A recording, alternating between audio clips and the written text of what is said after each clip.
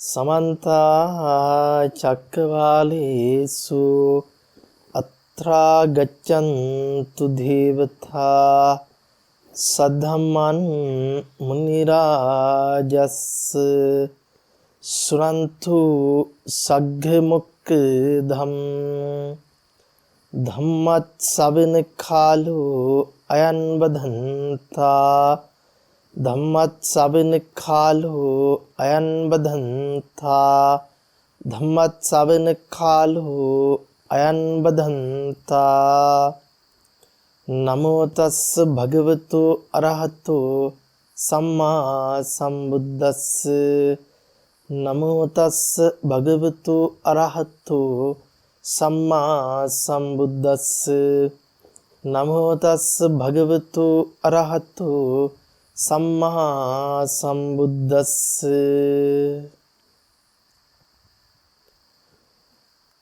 ධර්ම දේශනාමය පින්කම් අද දවසේ සිදු කිරීම උදෙසා සදැහැති බැතිබර දායකත්වය සිදු කරනු ලබන්නේ ගම්පහ කිරිඳිවැල පදිංචි විදුර ප්‍රභාත් මහත්මයා විසින් හැමට ධර්ම අභිසමය මූලික අරමුණු බවට පත් කරගෙන ධර්මය ජීවිතයට එකතු කරගන්නකොට අපි සක්කාය දිට්ඨිය විචිකිච්ඡාව සීලබ්බත පරාමාසය දුර්වන විදියට සතර සෝතාපට්ටි අංගයන් පූර්ණේ වන විදිහට තමන්ගේ ජීවිතයට ධර්මයේ ගලපා ගන්නට උවමනයි. සතර සෝතාපට්ටි අංගයන් පිළිබඳව කතා කරනකොට අපිට කල්යාණ මිත්‍ර ඇසුරත් සද්ධර්ම ශ්‍රවණයත් යෝනිසෝ මනසිකාරයත් ධම්මානුධම්ම පටිපදාවත් විදිහට අංග හතරක් පෙන්නනවා. සතර සෝතාපට්ටි අංගයන් විස්තර කරනකොට අපි මතක තියාගත යුතුයි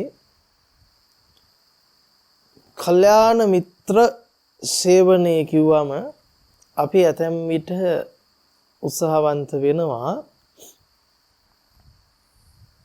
කල්යාණ මිත්‍රයෙක් විදියට පොතපත හුවා දක්ව ගන්නට. මොකද මේ සතර සෝතාපට්ටි අංගයන් කියන්නේ එකිනෙකට සම්බන්ධයක් තියෙනවා. දැන් කල්යාණ මිත්‍ර ඇසුරකින් සද්ධර්මය ශ්‍රවණයක් සිද්ධ වෙලා යෝනිසෝ මනසිකාරය තුල පිහිටලා ධර්මයේ අධර්මයේ මොකද්ද කියලා හරි හැටියට දැනගෙන තෝරගත්තේ නැත්නම් අපි කොයිතරම් පොතපත බැලුවත් අපිට අර කල්යාණ මිත්‍ර භාවයෙන් ලැබෙන ධර්මයේ පණිවිඩය ගලප ගන්න බැරි වෙනවා. මොකද මේ බුද්ධ ශාසනයේ පවතින්නේ මේ ශාසනයේ අවසාන මගපලලාභියාගේ පැවැත්ම දක්වා පමණයි. එතනින් පස්සේ බුද්ධ ශාසනයේ පැවැත්ම නැති වෙනවා. යම්කිසි කෙනෙකුට මේ ධර්මතාවය ස්වයම්බු ඥාණයෙන් තනිව අවබෝධ කරගන්නට පුළුවන්කමක් ලැබෙන්නේ නැහැ. මේක ලෞතර බුදුරජාණන් වහන්සේගේ පටන් අග්‍ර ශ්‍රාවක 80 මහා ශ්‍රාවකයන්ගෙන් ආරම්භ වෙලා බුද්ධ ශාසනයේ අවසාන පුරුක දක්වා ගලාගෙන යන ධර්ම මාර්ගයක්. අපි මෙහෙම කල්පනා කළොත් දසනේන පහතබ්බේ සහ භවනාය පහතබ්බේ විදිහට ධර්මයේ අපිට අංග දෙකක් පෙන්වනවා. දසනේන පහතබ්බය තුලින් දර්ශනයෙන් ප්‍රහීන කළ යුතු සංයෝජන ධර්ම විදිහට අපිට පෙන්වන්නේ සක්කාය දිට්ඨි විචිකිච්ඡා සීලබ්බත පරාමාස කියන තුන් සංයෝජනයන්. භාවනාවෙන් ප්‍රහීන කළ යුතු සංයෝජන විදිහට තමයි අපිට අනිකුත් සංයෝජන ධර්මයන් පෙන්වන්නේ. එතකොට අපිට මනාව පැහැදිලි වෙන කාරණාවක් තමයි මේ දර්ශන භූමියට ප්‍රවිෂ්ඨ වෙන්න නම් එහෙම නැත්නම් සක්කාය දිට්ඨිය මූලික කරගත්ත සංයෝජන තුන දුරු වෙන්න නම් තා පැත්තකින් ගත්තොත් සෝවාන් ඵලයටපත් වෙන්නට නම් අනිවාර්යයෙන්ම සෝතාපට්ටි අංග ටික පූර්ණ වෙන්න ඕන. කල්යාණ මිත්‍රයෙක් ඇසුරු වෙලා සද්ධර්මයේ ශ්‍රවණය වෙන්න ඕන. ශ්‍රවණය නොවුනොත් යෝනිසෝ මනසිකාරයේ උපදින්න ක්‍රමයක් නැතිව යනවා. ධර්මයේ අධර්මයේ තෝරා ගන්නට පුළුවන් ක්‍රමයක් නැතිව යනවා. ඊළඟට අපිට ධර්මයේම සඳහන් වෙනවා සෝවාන් මාර්ග අනුගාමිකයා සෝවාන් ඵලයටපත් නොවි මැරෙන්නේ නැහැ මිය යන්නට අභව්‍යයි කියන කාරණාව. තොර ධර්ම අනුගාමිකත්වයේවත් ජීවිතයට ලැබෙන්නට නම් කල්යාණ මිත්‍ර ඇසුරෙන් සද්ධර්මයේ ශ්‍රවණය වෙන්නට උවමනයි. අනින් පස්සේ තමයි යම් කිසි කෙනෙකුට පුළුවන්කම තිබෙන්නේ ඒ තුන් සංයෝජනයන් දුරු කරගනිමින් ධර්මයේ අධර්මයේ හරි හැටියට තෝරාගනිමින් ආර්ය අෂ්ටාංග මාර්ගයට පිළිපන් කෙනෙක් බවට සම්මා දිට්ඨියට පත්විච්ච කෙනෙක් බවට පත් වෙන්න. ඒ සම්මා දිට්ඨි නුවණින් තොරව භාවනාවක් සිද්ධ කරන්නට පුළුවන් කමක් නැහැ. ඉන්හාට භාවනාව ප්‍රගුණ කරන්නට නම් දර්ශන භූමියටපත් වෙන්නට ඕන. නොමතිව සිද්ධ කරන භාවනා සියල්ල සම්මා දිට්ඨියෙන් තොර විච්ච භාවනාවක් බවට පත් වෙනවා. විශේෂයෙන්ම අපි මතක තියාගන්නට උවමනයි භාවනාව පැත්තට යොමු වෙනකොට ඒ භාවනාවට අපි වාඩි වෙන්නේ දර්ශනයක් දැක්මක් තියාගෙනද කියන එක. අපි මෙහෙම හිතමුකෝ. අපි සතර සතිපට්ඨාන සූත්‍රය අරගෙන ඒ සූත්‍රයේ තියෙන වචන ටික අපි කියවනවා. අපි හිතමු ඒ සතර සතිපට්ඨාන මහා සතර සතිපට්ඨානයේ අපිට කායානුපස්සනාවේ කායගත සති භාවනාවක් විදිහට ආනාපාන පබ්බේ පෙන්වනවා. ආනාපාන සති භාවනාව. තර මේක යම්කිසි කෙනෙක් පොතෙන් කියවනවා. හුස්ම රැල්ල කෙරෙහි සිත පිහිටවගෙන නාසයේ අග හුස්ම රැල්ල රඳවගෙන හුස්ම පිළිබඳව අරමුණු කරගෙන හුස්මට සිහිය පිහිටවගෙන භාවනාවේ නිරත වෙන්න ඕන.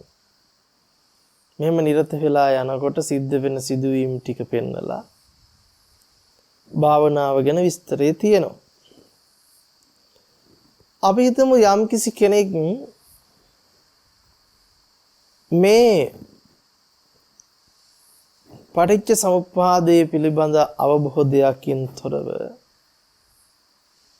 චතුරාර්ය සත්‍ය පිළිබඳ නුවණකින් තොරව මේ භාවනාවට වාඩි වෙනවා.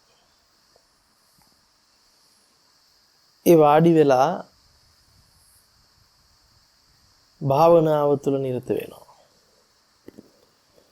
එහෙම නිරත වෙනකොට අර හුස්ම රැල්ල කෙරෙහි සිත පිහිටලා සිත සමාධිමත් භාවයටපත් වෙනවා. ඒ සමාධිමත් භාවය තුළින් ඔහුට ධ්‍යාන සමාපatti උපදවා ගන්නටත් හැකියාව ලැබෙන්න පුළුවන්. නමුත් ඔහුට පුළුවන්කමක් නැහැ මේ හුස්ම රැල්ල කෙරෙහි පජානාති භාවයටපත් වෙන්න. සතර සතිපට්ඨානය අරගෙන බැලුවොත් අපිට නිතරම පෙන්වන්නේ දීගන්වා අස්සසන්තෝ දීගන් අස්සසාමීති පජානාති. දීගන්වා පස්සසන්තෝ දීගන් පස්සසාමීති පජානාති. එතකොට රස්සන්වා අසසන්තෝ රස්සං අසසාමීති පජානාති. රස්සන්වා පසසන්තෝ රස්සං පසසාමීති පජානාති. එතකොට හුස්ම පිළිබඳ නිකන් දැනගන්න කියලා නැහැ. දීර්ඝ කොට හුස්ම ගනුයේ දීර්ඝ කොට හුස්ම ගන්නවා යයි නිකන් දැනගෙන හරියන්නේ. ඒ හුස්ම රැල්ල ගැන දැනගන්න ඕන ප්‍රඥාවෙන්. එතකොට ලුහුඩු කොට හෝ හුස්ම ගන්නේ ලුහුඩු කොට හුස්ම ගන්නවා හෝ දැනගන්නට උවමනා කරන්නේ ප්‍රඥාවෙන්. මෙන්න මේ නිකම්ම නිකන් ඥානාති මට්ටමින් අපි විඥානය දැන ගැනීමක් විදිහට දැනගෙන හරියන්නේ නැහැ. එහෙම වුණොතින් කවදාහකවත් අපිට පුළුවන් කමක් නැහැ මේ කාය සංඛාර සහ චිත්ත සංඛාර සංසිඳවන්න. නේද? පස්සම් භයං කාය සංඛාරං අස්ස සාමීති පජානාති. අපිට එතකොට හුස්ම කෙනෙක් ගන්නවා කියලා තිබුණා නම් යම් කාය සංඛාරයක් ඒක සංසිඳව ගන්නට නුවණක් ලැබෙන්නේ නැහැ. හුස්ම හෙලනවා කියලා කාය සංඛාරයක් තිබුණා නම් කය ඇති භව තුල ඉඳලා ඒ සංඛාරය දුරු කර ගන්නට ප්‍රඥාව නැති වෙනවා. හුස්ම ගන්නවා කියලා චිත්ත සංඛාරයක් තිබුණා නම් ඒ චිත්ත සංඛාරය සංසිඳව ගන්නට ප්‍රඥාව නැති වෙලා යනවා. හුස්ම හෙලනවා කියලා චිත්ත සංඛාරයක් තිබුණා නම් ඒ චිත්ත සංඛාරය සංසිඳව ගන්නට පුළුවන් ක්‍රමවේදයක් නැති වෙනවා. එහෙනම් මේ පජානාති කියන වචනේ ඒ තරම්ම වැදගත්. හුස්ම පිළිබඳ පජානාති භාවයටපත් වෙන්නට උවමනයි. ආස්වාස ප්‍රාස්වාස කය පිළිබඳව ප්‍රඥාවෙන් දකින්නට උවමනයි. ඒ ප්‍රඥාවෙන් තොරව යමෙක් භාවනාවට වාඩි වීම ඔහු බුද්ධ ශාසනයෙන් පරිබාහිර වූ යම් කිසි වෙනම මාර්ගයක් තුල ගමන් කිරීමක් සිද්ධ වෙනවා. එහෙනම් ඒකාන්ත වශයෙන්ම භාවනාව සුදුසු වන්නේ භාවනාවෙන් ප්‍රහීන වෙන සංයෝජනයන් දුරු කර ගැනීම පිණිසයි. මොනවාද භාවනාවෙන් ප්‍රහීන වෙන සංයෝජන? කාම රාග, පටිඝ, රූප රාග, අරූප රාග, මාන, උද්ධච්ච, අවිජ්ජා. දර්ශනයෙන් ප්‍රහීන වෙන සංයෝජන සක්කාය දිට්ඨි විචිකිච්ඡා සීලබ්බත පරාමාස. එනම් සක්කාය දිට්ඨි විචිකිච්ඡා සීලබ්බත පරාමාසය දුරු විච්ච තැනක ඉඳලා තමයි භවනාවට සුදුස්සෙක් බවට පත් වෙන්නේ ශාසනය ඇතුලේ. මොකද නැත්තම් ඔහු වෙනම ධ්‍යාන මාර්ගයක් තුල අතරමං වෙන්න පුළුවන්. විවිධ සමාධි මට්ටම් තුල හිර වෙන්න පුළුවන්. නුවණ නැතිකම නිසා සම්මා දිට්ඨි නුවණින් තොරව භාවනාව තුල නිරත වීම නිසා. මොකද අපි කල්පනා කරලා බැලුවොත් ආර්ය අෂ්ටාංගික මාර්ගයේ පිළිවෙලට ගත්තොත් එකටම තියෙන්නේ සම්මා දිට්ඨිය. අවසානයේ තියෙන්නේ සම්මා සමාධිය. අපි මුලින්ම සම්මා සමාධිය උපදවගෙන අන්තිමට දැක්මකට එනවා කියලා හිතාගත්තොත් මොකද වෙන්නේ? සමාධියෙන් දැක්මට එන්නද බුද්ධ ශාසනයේ තියෙන දැක්මෙන් සමාධියට යන්න. දැක්මෙන් සමාධියට යන්න ඕනේ. ඒක ලෝකෝත්තර සමාධියක් දක්වා ගමන් කරනවා. ලෞකික වූ ධ්‍යාන සමාපatti සමාධියක් තුල අපිට පුළුවන් කමක් නැහැ චතුරාර්ය සත්‍ය අවබෝධ කරගෙන සම්මා දිට්ඨියටපත් වෙන්න. කෙනෙකුට හිතෙන්න පුළුවන් එතකොට සෝවාන් නොවි භාවනා කිරීම හොඳ නැති එකක්ද? දැන් හොඳ නැහැ කියලා නෙවෙයි කියන්නේ. ආර්ය මාර්ගයට යන්න අනුපූර්ව ප්‍රතිපදාවක් තියෙනවා. ක්‍රමයක් තියෙනවා. බුදුරජාණන් වහන්සේ පෙන්වන්නේ ආර්ය අෂ්ටාංග මාර්ගයේ සම්මා දිට්ඨි නුවණ. සම්මා දිට්ඨිය කියන්නේ නිවැරදි දැක්ම. නිවැරදි දැක්ම ඇති වෙන්න නම් ලෝකෝත්තර ආර්ය අෂ්ටාංග මාර්ගයටපත් වෙන්න නම් අනිවාර්යයෙන්ම දර්ශන භූමියටපත් වෙන්න වෙනවා. ඒ දර්ශන භූමිය තුල තමයි දැක්ම කියන එක දර්ශනය. මෙන්න මේකයි චතුරාර්ය සත්‍ය පිළිබඳ දැක්ම කියන්නේ. මෙන්න මේ විදිහටයි චතුරාර්ය සත්‍ය ක්‍රියාත්මක වෙන්නේ කියන නුවණ ඇති වෙන්නටම වමනයි. චතුරාර්ය සත්‍ය විදිහට අපිට වචන මාත්‍රයෙන් කතා කළොත් කතා කරන්නට පුළුවන්කම තියෙනවා මොනවාද? දුක්ඛ ආර්ය සත්‍ය, දුක්ඛ සමුදය ආර්ය සත්‍ය, දුක්ඛ නිරෝධ ආර්ය සත්‍ය, දුක්ඛ නිරෝධ ගාමිනී පටිපදා ආර්ය සත්‍ය. එතනදිත් පැහැදිලිවම අපි මතක තබා ගත යුතුයි මේ අංග හතර වතාවකදී වැඩෙන අංග නෙවෙයි නේද? හතර වතාවකදී වැඩෙන අංග නෙවෙයි. දුක්ඛ ආර්ය සත්‍ය අවබෝධ කර ගැනීමම දුක්ඛ සමුදයත් නිරෝධයත් මාර්ගයත් අවබෝධ කර ගැනීමම වෙනවා. වෙනතු අද දුක්ඛ ආර්ය සත්‍ය, හෙට සමුදය, අනිද්දා නිරෝධය, තව කවදා හරි මාර්ගය නෙවෙයි. දුක අවබෝධ කර ගැනීමම අනිත් අංග තුනම අවබෝධ කළා වෙනවා. අපි මේක හතරක් විදිහට පෙන්වුවට මේක එකම ධර්මතාවයක්. චතුරාර්ය සත්‍යයට අපිට තව වචනයක් කියන්න පුළුවන්. ජීවිතේ පවතින සත්‍ය. මොකද ජීවිතේ අපි සතර ඉරියව් පවත්වනවා. මොනවාද අපි පවත්වන සතර ඉරියව්? ඇවිදිනවා, හිට ගන්නවා, වාඩි වෙනවා, සැතපෙනවා. ඒ සතර ඉරියව් තුලම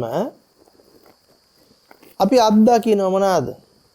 පෙනීම, ඇහිීම, දැනීම, දැන ගැනීම, සිතුවිලි පහළ කිරීම. එනම් සියලුම ආකාරයේ දැන ගැනීම, හඳුනා ගැනීම, වින්දනය කිරීම, අත්දැකීම් සියල්ල තුල පවතින යථාර්ථය චතු අරිය සත්‍ය වෙනවා. නමුත් අපි අද වෙනකොට දුක්ඛ ආර්ය සත්‍ය කියනකොටම අපේ ඔළුවට එන්නේ මොකක්ද? අපේ ඔළුවට එන්නේ මොන දුකක් ගැනද? ශරීරේ පෙළෙන දුකක් ගැන විතරයි. අපිට එන්නේ කායික දුක ගැන. නේ? ලෙඩ වෙන, ජරාවටපත් වෙන, මරණයටපත් වෙන, රෝග පීඩාවන්ටපත් වෙලා දුක් විඳින දුක ගැනනේ. අතපය කැඩිලා, හතර හන්දි කැඩිලා බොහොම අමාරුවෙන් ජීවිතේ ගැට ගහගෙන පවත්වන දුක ගැන තමයි අපේ ඔළුවට එන්නේ. හරි. ඒ සියලු දුකට හේතුව අවිද්‍යාව. සියලු දුකට හේතුව අවිද්‍යාව. ඒතර බුද්ධ දේශනාවට අනුකූලව ගත්තොත්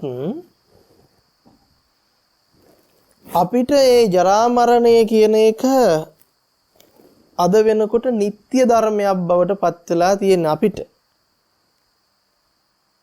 දැන් අපි කියනවද නැද්ද ජරා මරණය ඒකාන්ත වශයෙන්ම සිද්ධ වෙන දෙයක්. ස්ථිරයි. ජරා මරණය ස්ථිරයි. මොකද කියන්නේ ඔබ එකඟයිද නැද්ද? ජරා මරණ ස්ථිරද නැද්ද?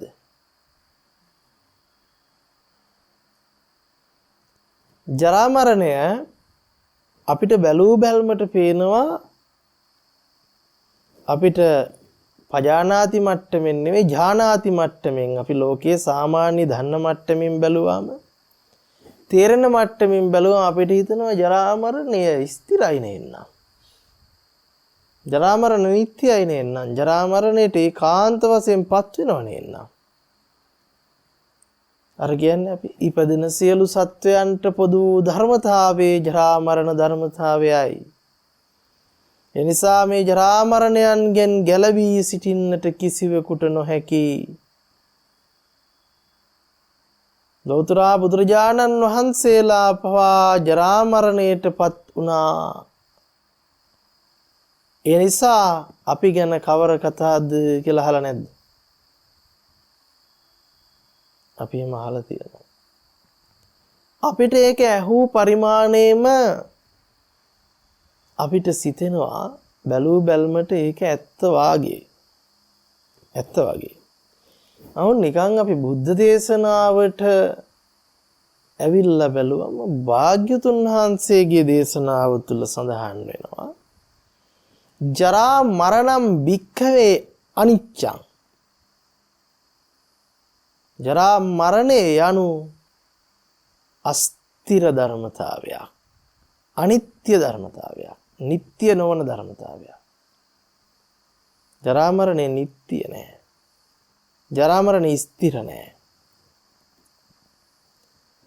භාග්‍යවතුන් වහන්සේ ජරා මරණ ඉක්මුවා මිසක භාග්‍යවතුන් වහන්සේ ජරා මරණයන්ගෙන් මිදුණා මිසක භාග්‍යවතුන් වහන්සේට නැවත කිසිම වෙලාවක ජරා මරණ සමුදයක් සිද්ධ වෙන්නේ නැහැ.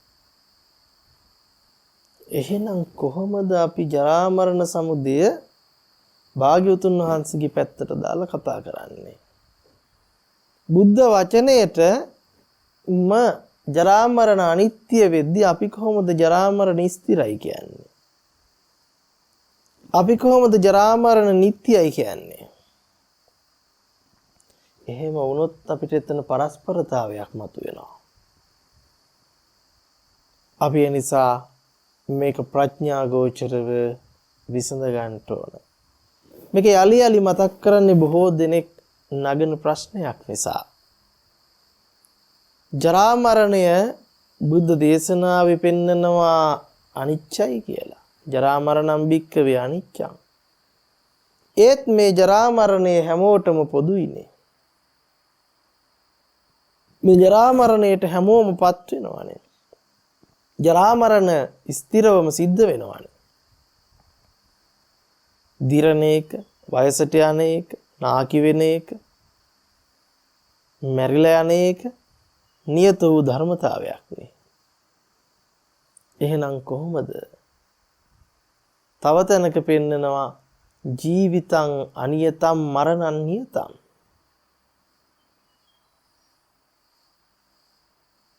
ජීවිතය අනිත්‍යයි. ස්ථිර නැහැ. මරණය ස්ථිරයි. තොර ජීවිතය හම්බ වෙනකම් මරණය නියතයි. ඒ කියන්නේ ජීවිතය කියන එක අපිට හම්බ වෙන්නේ සත්පුජ්‍යල භාවයට. ජීවිතය හම්බ වෙනකම් අපිට මරණය නියත ධර්මතාවයක් බවට පත් වෙනවා. ජීවිතේ නියත වෙනකම් මරණය මොකක් වෙනවා? ජීවිතය අපිට හම්බ වෙනකම් ජීවිතය අනිත්‍ය වෙනවා. ඒ තාක්කල්ම මරණය නිට්ටය වෙනවා. මරණය ස්ථිර වෙනවා. එතකොට බුද්ධ දේශනාවෙම අවස්ථා දෙකක මේ අවස්ථා දෙක සඳහන් වෙන්නේ. ජීවිතං අනියතං මරණං නියතං. ඊළඟට හම්බ වෙන අපිට ජරා මරණං භික්ඛවේ අනිච්චං. ඔය දෙකෙන් මොකක්ද හරි? එතකොට බුද්ධ දේශනාවේ අවස්ථා දෙකක ආකාර දෙකකට සඳහන් වෙනවා. ජීවිතං අනියතං මරණං නියතං. ජරා මරණං භික්ඛවේ අනිච්චං. ජරා මරණය අනිත්‍ය ධර්මයක්. ආයි මෙතනට එනකොට මරණය නියත ධර්මයක්. මේ දෙකෙන් මොකක්ද හරි? මේ ප්‍රශ්නයක් එන්න පුළුවන්.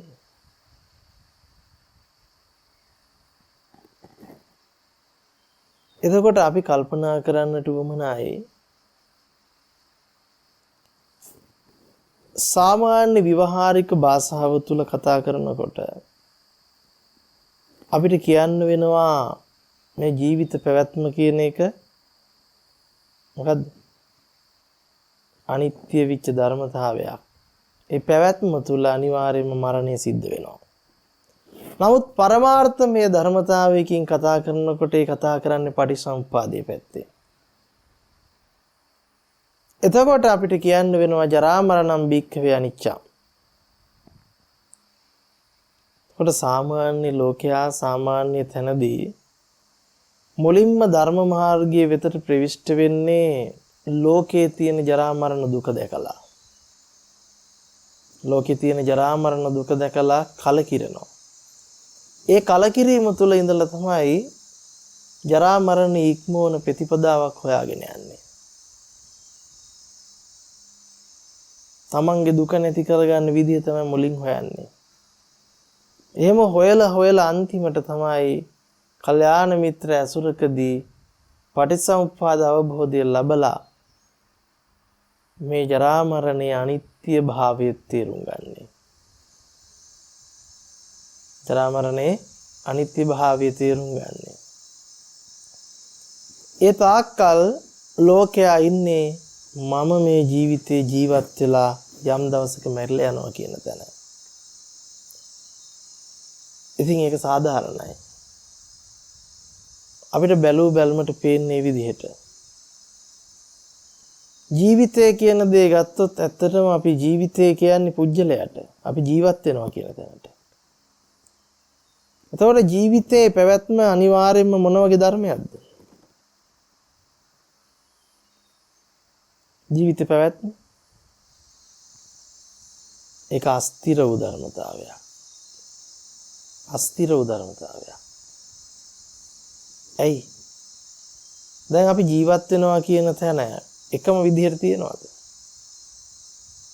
අපි ලෝකෙ පැත්තෙන් ගත්තොත් නෑ, ඉපදිලා ටික ටික වැඩිලා වයසට ගිහිල්ලා මරණයට හැමෝම මුහුණ පානවා. ඔතන තමයි මුලින්ම හැමෝම දකින්න තැන. ඕක දැකලා තමයි මේ මරණයෙන් ගැලවෙන්න ප්‍රතිපදාව හොයාගෙන යන්නේ. අනිත්‍ය වූ ජීවිතයක් තුළ නියත වූ මරණයක් තියෙනවා. ඒ අනිත්‍ය වූ ජීවිතය හම්බ වෙනකන් නියත වූ මරණයෙන් ගැලවෙන්න බෑ. අජරාමර වෙන්නේ නැහැ. ඒ නිසා අජරාමර විච්ච තැනක තමයි මොකක් වෙන්නේද? ජීවිතයේ ඉක්මවලා ජරා මරණ ඉක්මවන්නේ. ඒ තාක්කල් මොකක් වෙනවද? ජීවිතේ ඉක්මවන්න බෑ. ජීවිතේ හම්බ වෙනවා. හම්බ වෙන ජීවිතය අනිත්‍යයට පේනවා. ඒ හම්බ වෙන ජීවිතේ හම්බ වෙනකන් ඒ අනිත්‍ය භාවයට යකොටු වෙනවා. ඒ තාක්කල් ජරා මරණය උරුම කරගන්නවා. ජරා මරණ ස්ථිර වෙනවා. ජරා මරණ නියත වෙනවා. ඒක තමයි ලෝකේ ස්වභාවය. අපි ඒකට කියනවා තව පැත්තකින් ගත්තොත්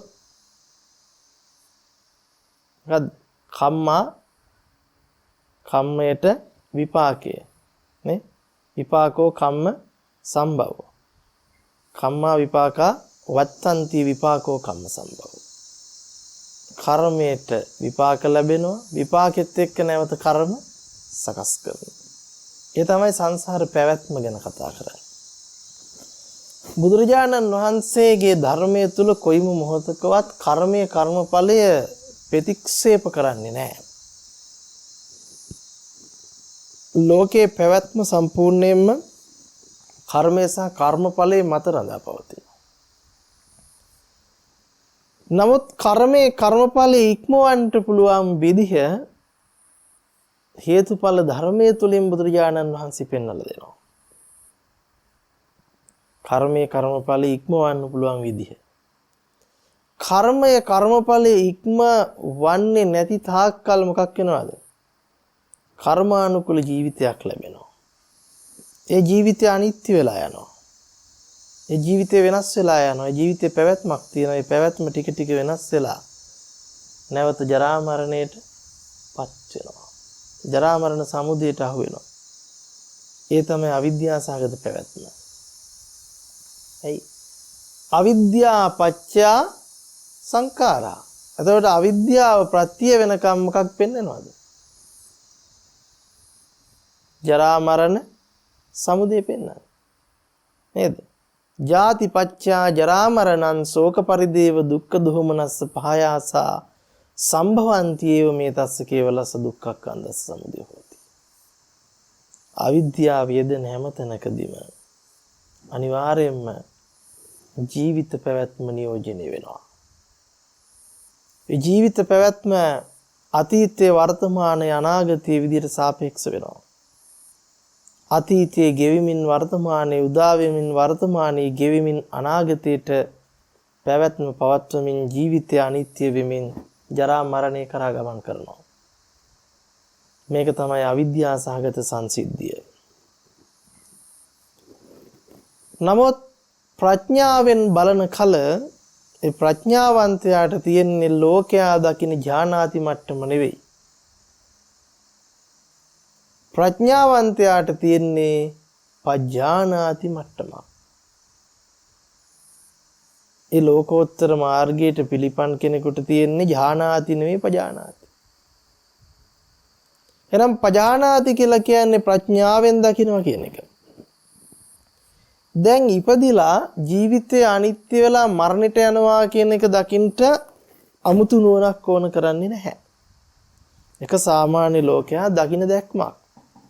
යම් කෙනෙක් ඉපදිලා ජීවත් වෙලා ලෙඩ වෙලා යම් දවසක ඒකාන්තව මරණයටපත් වෙනවා කියන එක සාමාන්‍ය ලෝකයා දකිනවා. ඒක තමයි ලෝකේ ස්වභාවය. ඒක ලෝකේ ස්වභාවයනේ. ලෝකේ කියන්නේ අවිද්‍යාවට. ඒ අවිද්‍යාවේ ස්වභාවය.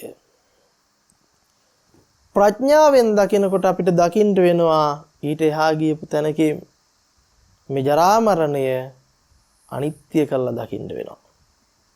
ජරා මරණ ඉක්මවන නුවණින් යුක්තව දකින්න වෙනවා.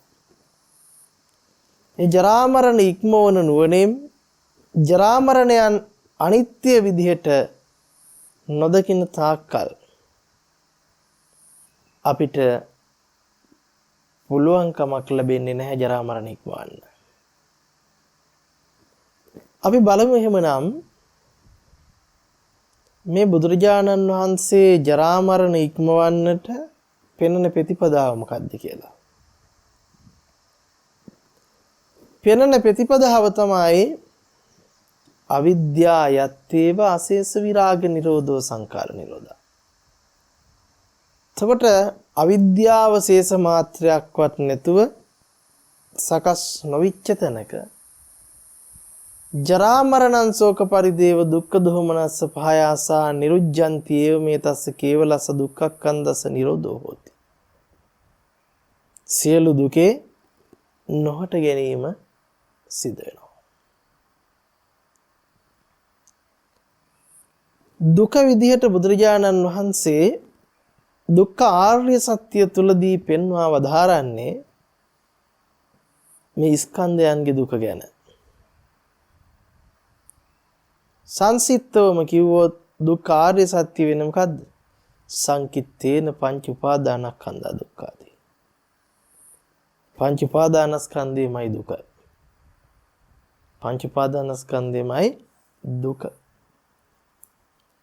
එහෙනම් ඔබට මේ ඉපදෙන මැරෙන ජීවත් වෙන කන බොන සතුටු වෙන ජීවිතයේ සෑම අත්දැකීමක්ම ලැබෙන්නේ මොකක් තුලින්ද? පංච උපාදානස්කන්ධයේ අත්දැකීමක් විදිහට තමයි සියල්ල අත්දකින්නේ.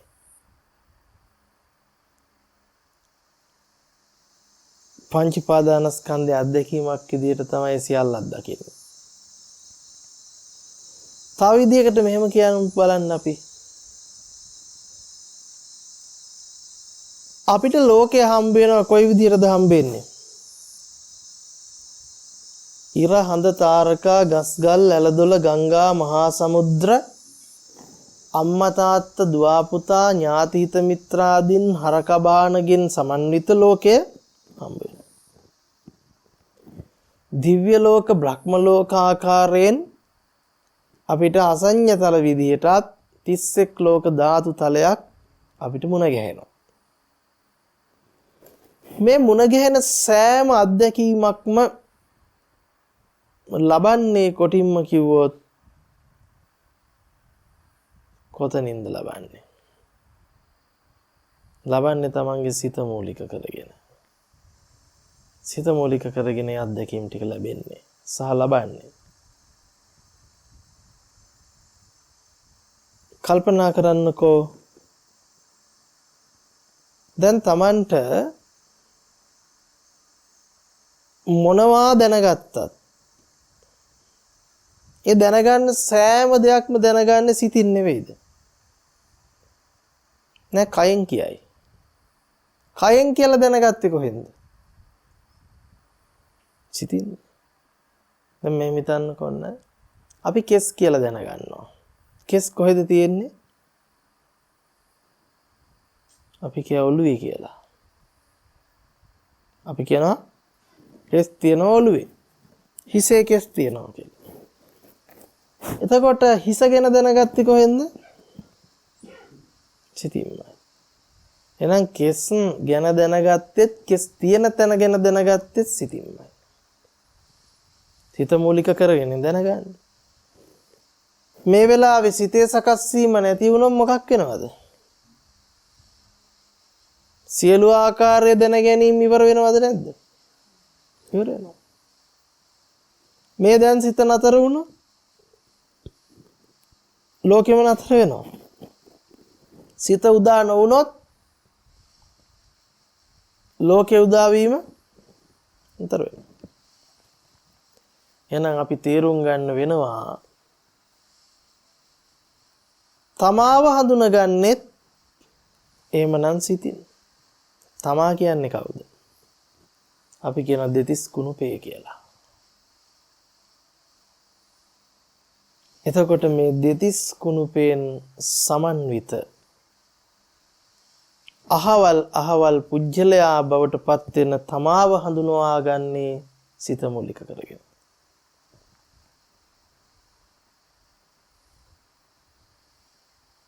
නේද? දැන් අපි කියන පුංචි බණ්ඩගේ කෙස්. කවදාකවත් කෙස් පුංචි බණ්ඩගේ වෙන්නේ නැහැ. පුංචි බණ්ඩගේ දද්ද.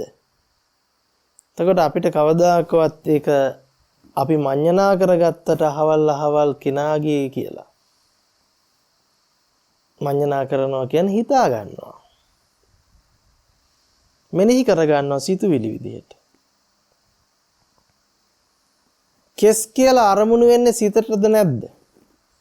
සිතට. එතකොට කෙස් කියලා මෙනෙහි කරන්නේ සිතුවිල්ලක් නෙවෙයිද? සිතුවිල්ලක්. ඔබට හිතෙයි ඒක සිතුවිල්ලක් වෙන්නේ කොහොමද? ඒක තදයිනේ. එතකොට තදයි කියන සිතුවිල්ල මෙනෙහි කරේ කොහෙන්ද? සිතෙන්. එතකොට කොයි පැත්තෙන් ඔබ බැලුවත් කරකවල අන්තිමට බැලුවම සිතට එන සිතුවිල්ලක් විදිහට තමයි ඔබට හැමදේම හම්බෙන්නේ. සිතට අපි කියන වචනයක් විඥාණය. සිතුවිලි වලට වචනයක් කියනවා නාම රූප. යම් කිසි කොයිම ආකාරයක හෝ රූපාකාරයක් කොයියම් ආකාරයකින් දැනගන්නවා නම් හඳුනගන්නවා නම් ඒක වර්ණ රූප, සද්ද රූප, ගන්ධ රූප, රස රූප, පොට්ටබ්බ රූප වෙන්න පුළුවන්. සියලුම ආකාරයේ රූපයන්ගේ දැන ගැනීම, හඳුනා ගැනීම අපි සිද්ධ කරන්නේ සිතෙන් සිතුවිල්ලක් විදිහට. අපි පණවන්නේ සිතින් සිතුවිල්ලක් විදිහට. ඒක අපි ධර්ම න්‍යායෙන් කියනවා නම් විඥාන පච්චා නාම රූපං. විඥානේ ප්‍රත්‍ය කරගෙන නාම රූපේ පණවනවා. සිතින් පණවන සිතුවිල්ලක්. ඔබ ගැන කල්පනා කරලා බලන්න. මම මේ අහවලා කියලා කවුද මෙනෙහි කරන්නේ? සිත. මේ මගේ කෙස් ටික, ලොම් ටික, නිය ටික, දත් ටික, අහවල් ටික මේ මං ඉන්නේ මෙන්න මේ විදිය කෙනෙක් කියලා මෙනෙහි කරන්නේ කවුද? සිත. මේ වෙලාවේ සිත පහළ වෙන එක නතර වුණොත් ඔබට අතීතයේ ඉඳලා ජීවත් වෙච්ච මාවත් මං ජීවත් වෙච්ච ලෝකෙත් කියන දෙකම කෙරවල වෙනවා. මේ සිතේ පහළ වීම නතර වුණොත් ලෝකයක් නැහැ තමනුත් නැහැ. එහෙනම් ඔන්න කල්පනා කරලා බලන්න අපිට පැහැදිලිවම තේරෙනවා ඇහැ කන නාසය දිව ශරීරය පණවන්නේ රූප ශබ්ද ගන්ධ රස ස්පර්ශයන් පණවන්නේ සිත මූලික කරගෙන. කොටින්ම කිව්වොත් මෙහෙම කල්පනා කරන්නකො. ඇහැ කන නාසය දිව ශරීරයෙන් යුක්ත තමන්ව රූප ශබ්ද ගන්ධ රස ස්පර්ශයෙන් යුක්ත ලෝකයේ කියන දෙපැත්ත දැනගන්නේ කොහෙන්ද? සිතින්. ඒ දැනගන්න එකට කියන විඥාන. දැනගන්න ආකාරය අනුව අපි ඒකට චක්කු සෝත ගාන දිව්‍ය කාය මනෝ විඥාන කියලා හඳුන්වනවා. එන අපිට පැහැදිලි දැනගන්නාත් දැනගන්න දෙයක් දැන ගැනීම පිළිබඳවත් විඥානය තුළින් හඳුනා ගන්නවා. ඇහත් රූපයත් බැලීමේ ක්‍රියාවලියත් කනත් ශබ්දයත් ඇසීමේ ක්‍රියාවලියත් නාසයත් ගන්ධයත් දැනීමේ ක්‍රියාවලියත් දිවත් රසයත් දැනගැනීමේ ක්‍රියාවලියත් කයත් පොට්ටබ්බයත් දැනගැනීමේ ක්‍රියාවලියත් කියන මෙන්න මේ සියලු ආකාරී ක්‍රියාකාරකම් ටික හඳුනාගන්නේ සිතෙන්. ඒ සිත කාටද අයිති? කවුද සිත දැකලා තියෙන්නේ? සිත දැකපු කෙනෙක් නැහැ. සිත දැකපු කෙනෙක් නැහැ. සිතින් දැක්කා මිසක තමන් සහ ලෝකය සිත කවුරුත් දැකලා නැහැ.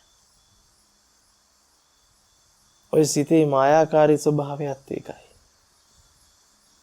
සිත පහළ වෙන තැන මමත් සමුදය වෙනවා ලෝකයක් සමුදය වෙනවා. විඥානයේ පහළ වෙන තැන නාම රූප පහළ වෙනවා කියන්නේ ඒකයි.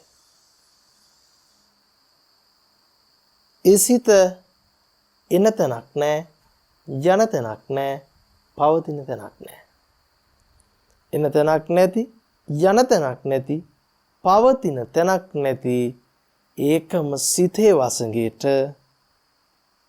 අහු වෙලා මැදි වෙලා ඒ සිතටම මුලා වෙලා ඒ සිතින්ම ගොඩනගෙන ලෝකයේ තුල අතරමං වෙලා. එතකොට කෙනෙක් හිතන්න පුළුවන් අනේ ඇත්තටම ලෝකයක් නැද්ද? අනේ ඇත්තටම ලෝකයක් තියෙනවද? මෙහෙම හිතෙන්න පුළුවන්. මම මෙහෙම අහනවා. මිරිඟුවක් බවට ප්‍රත්‍යක්ෂ කරපු කෙනා නැවත වතුර ඇතිද නැතිද කියලා කතා කරන්න යන්නේ නැහැ. කතා කරන්න යනවද? නෑ. එයා වතුර ඇත කියන තරකට බහින්නෙත් නැහැ, වතුර නැත කියන තරකට බහින්නෙත් නැහැ. ඇයි ඒ? මිරිඟුවේ වතුර ගැන කතා කරන්නම බැරි නිසා. නිසා ඒ ඇතාන්තයෙන් සහ නැතාන්තයෙන් කියන අන්ත දෙකෙන්ම මිදෙනවා. මොකද වතුර එතන යෙදෙන්නේ නැති නිසා වතුර ඇත කියන්නත් බෑ, වතුර නැත කියන්නත් බෑ. තිබිලා නැති වුණා කියන්නත් බෑ, තිබ්බාම කියන්නත් බෑ. නිසා වතුර ගැන කතාවක් ඇත්තේම නැහැ. අන්න ඒ වගේ තමයි. මෙන්න මේ න්‍යාය ගැන අවබෝධ වෙච්ච තැන පුජ්‍යලේ ඇතද නැතද කියන තර්කයට හෝ ලෝකේ ඇතද නැතද කියන තර්කයට බහින්නේ නැයි. අදකින්නවා පුජ්‍යලයා සහ ලෝකය කියලා කියන්නේ සම්පූර්ණයෙන්ම විඥාන නාම රූප අධ්‍යක්ීමක් බව. එහෙනම් කොහොමද ගස්වල ගෙඩි හැදෙන්නේ?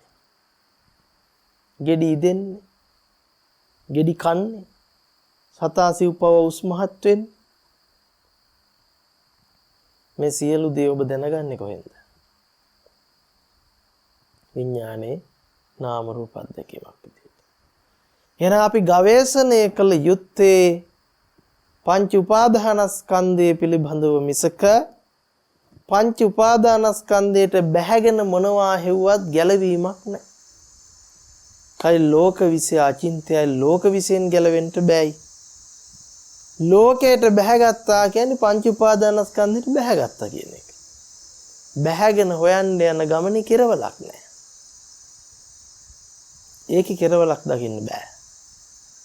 කොටු වෙලානේ තියෙන්නේ. කවදාකවත් කෙරවලක් හම්බෙන්නේ නැහැ. ඔබට මේ වෙලාවේ හම්බ වෙනවා නම් යම් ගෙඩියක්, ඉදිච්ච පැපල් ගෙඩියක්. නිකන් හිතන්න. ඔබට එතකොට පැපල් ගෙඩිය හැදිච්ච හැටි ගැන තමයි ඔබ හොයන්නේ. පැපල් ඇටයක් පැල කළා, පැලයක් හැදිලා, පැලේ උස් මහත් වෙලා, පැලේ ගහක් වෙලා, ගහේ මල් ඇවිල්ලා මොකද්ද? පැපල් ගෙඩිය හැදිලා, ඒක පැහිලා ඉදිලා දැන් කඩාගෙන ඇවිල්ලා කන මොහොත. එතකොට ඔබට හම්බ වෙනවද නැද්ද ක්‍රියාකාරීත්වයක්? හම්බ වෙනවා. දැන් මම අහන්නේ ඒ ක්‍රියාකාරීත්වය පිළිබඳව ඔබ දැනගත්තේ කොහෙන්ද කියලා? අනිවාර්යයෙන්ම දැනගත්තේ විඥානයේ නාම රූප අධ්‍යක්ීමක් විදිහට. විඥානයේ නාම රූප අධ්‍යක්ීමක් විදිහට වෙන ක්‍රමයක් නෑ දකින්න. නේද? වෙන ක්‍රමයක් තියනවද? ඒ ටික ඔබ මෙනෙහි කරගත්තේ කොහෙන්ද? මේ විඥාන පච්චා නාම රූපන් කියන ධර්මතාවය තුල. එහෙනම් අපි බලන්න ඕනේ පැපල් ගෙඩියේ අනිත්‍ය නෙවෙයි. අපි බලන්න ඕන මේ රූප වේදනා සංඥා සංකාර විඥාන පහ අනිත්‍ය. පච්චුප්පන්නංච ජේ ධම්මං තත්ත තත්ත විපස්සති. ඔබට දිත්තේව දිත්තමත්තම් භවිස්සති කියන දේ අමතක වුණා. ඔබ ඒක යමක් කරගෙන මට හම්බෙච්ච දෙයක් කරගෙන ඒ හම්බෙච්ච දේ පිළිබඳ හොයා ගියා. ප්‍රත්‍යක්ෂාව අමතක වුණා. සිහිය නුවණ පිටපැන්නා. අයෝනිසෝ මනසිකාරයට බැහැගත්තා. ඔන්න යෝනිසෝ මනසිකාරයෙන් බලනකොට එයා දකිනවා මේ වෙලාවේ සිත සකස් වුණේ නැත්තම් අසවල් පැපොල් ගෙඩියක් හඳුනා ගන්නට ලැබෙයිද? එහෙනම් මේ සිත සකස් වෙච්ච කල්හිමයි පැපොල් ගෙඩිය සහ පැපොල් ගෙඩිය දකින්නා නිර්මාණය වුණේ. දෙපැත්ත හැදුනේ. එහෙනම් මේ සිත අනිත්‍ය ධර්මතාවයක්. ඒ සිත ඇති කල්ලිම සකස් වෙච්ච ලෝකය අනිත්‍ය ලෝකයක්. සිත නැති තැන ලෝකේ පහළ වීම නැහැ. එහෙනම් විඥානේ නැති තැන මොකද්ද? නාම රූප අධ්‍යක්ීම ලබන්න පුළුවන් කමක් නැහැ. එහෙනම් අපි කල යුත්තේ පච්චුප්පන්න මොහොත විදර්ශනා කරන එක. පච්චුප්පන්නය තුල සිත පිහිටවන එක. ඒ පිළිබඳ ප්‍රඥාවෙන් බලන එක. ඒක තමයි අපි පටිච්චසමුප්පාද න්‍යාය පිළිබඳ අවබෝධය කියලා කියන්නේ. දැන් ඔබ මෙහෙම කල්පනා කරන්නකෝ. ඔන්න දැන් අපේ ඥාතියෙක් හිතවතෙක්ගේ මලගෙදරක්. අපි මේ මලගෙදරට ගොඩ වෙනකොට පේනවා අඳෝනා හඬ. මගේ අම්මා මැරිලා, නැන්දම්මා මැරිලා, පුංචි අම්මා මැරිලා, දුව මැරිලා කියලා කෑ ගහනවා. තමන්ගේම ඥාතියෙක් කියලා හිතන්නකො, ළඟම ඥාතියෙක්. දැන් ගිහින් බලන්න. පෙනීමක්. නමුත් අපිට එතන විදර්ශනාව යෙදිච්ච නැති තැනක අපි දැන් මේ අඳුනගත්ත මේ එක්ක අම්මා, නැන්දම්මා, තාත්තා වෙන්න පුළුවන්, ස්වාමියා බිරිඳ වෙන්න පුළුවන් හඳුනගත්තා. දැන් හඳුනගත්තා. දැන් ඇත්තටම ඔතන ඉන්නවද මැරිච්ච ස්වාමියෙක්? මැරිච්ච බිරිඳ? නිකන් දැන් පෙනීමක්. දැන් පොළවේ පස් කාලා ගල් ගෙඩියක් ගිලලා ඔළුව පොළවේ ගහගෙන දැන් කෑ ගැහුවම මොකද වෙන්නේ? මොන හරි ලැබෙනවද? ලැබෙන්නේ. දැන් ඔය අඬන්නේ ඇයි? Tamanට ලාභයක් නැති වෙච්ච නිසා අඬන්නේ. ඇත්තම කතාව. දැන් Tamanට මොන හරි පළ ප්‍රයෝජනයක් තිබුණු දෙයක් අහිමි වුණාම නේ අඬන්නේ. නැත්නම් අඬනවද? දැන් ප්‍රභාකරන් මැරිච්ච දවසේ කවුරු හරි ඇඬුවද? තතිඤ්ඤ දාලා කිරිබත් කෑවා. තතිඤ්ඤ දාලා කිරිබත් කෑවා. නේ? හැමතැනම නැටුවා. නේ? බෙර ගැහුවා. උඩ පැන්නා. ඒ මලගේ හැමෝටම දුකට කාරණයක්ද සතුටට කාරණයක් වුණා. නමුත් LTT එකට ඒක මොන වගේ කාරණයක් වෙන්න ඇද්ද? දුකට කාරණයක්. එහෙනම් මේ ජරා මරණ සමුදය කියන එක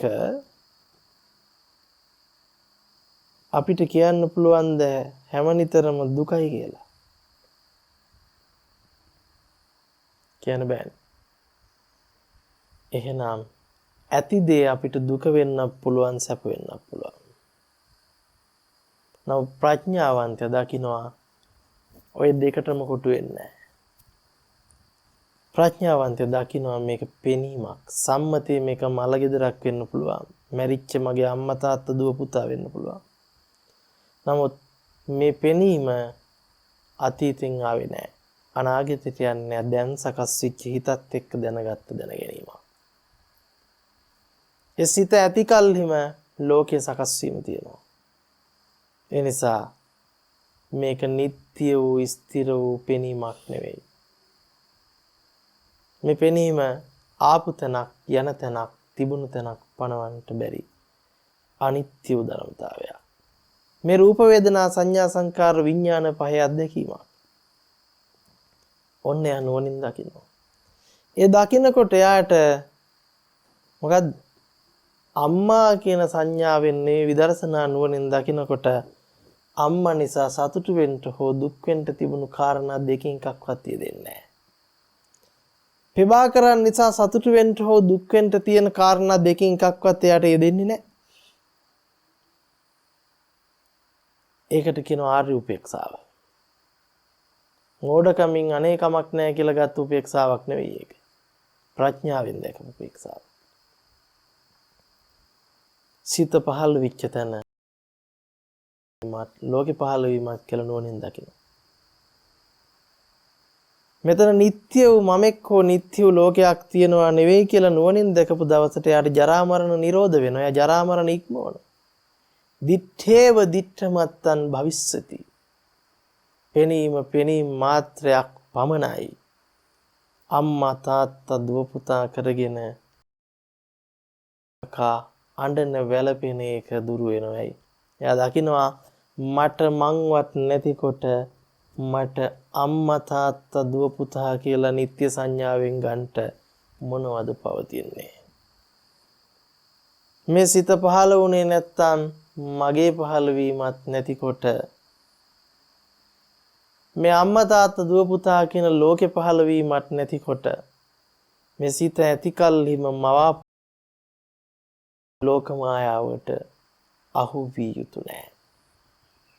ජරා මරණ ඉක්මවනවා. එතකොට ඒ ජරා මරණ ඉක්මවන ප්‍රතිපදාවක්. එතකොට එයාට මේ අවසිහි වෙලාද? නුවණින් දකින්නේ. ලෝකයා කම්පා වුණාට දැන් එයාට කම්පා වෙන්න හේතුවක් නැහැ. අකම්පිත භාවයටපත් වෙනවා. ඒ තමයි ප්‍රඥාවේ ස්වභාවය.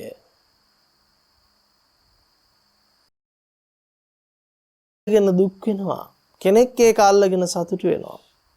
නමුත් මෙතන අල්ලා ගන්නට හෝ අතහරින්න දෙයක් නැති බව නුවණින් දකින්න. ඇත්තටම අපිට මොනවා හරි අල්ලන්නව අතහරින්න තියෙනවා. දිත්තේව දිත්තමත්තම් භවිෂ්‍යති වෙන තැන. සිත ඇති කල්ලිම පහළ වෙන ලෝකයේ ආයි මොනවා අල්ලන්නද මොනවා අතහරින්නද? එයා දැන් පිහිටාද නොසිටමින් වෑය කාමෝග දිට්ඨියෝග භවෝගය තරණය කරනවා.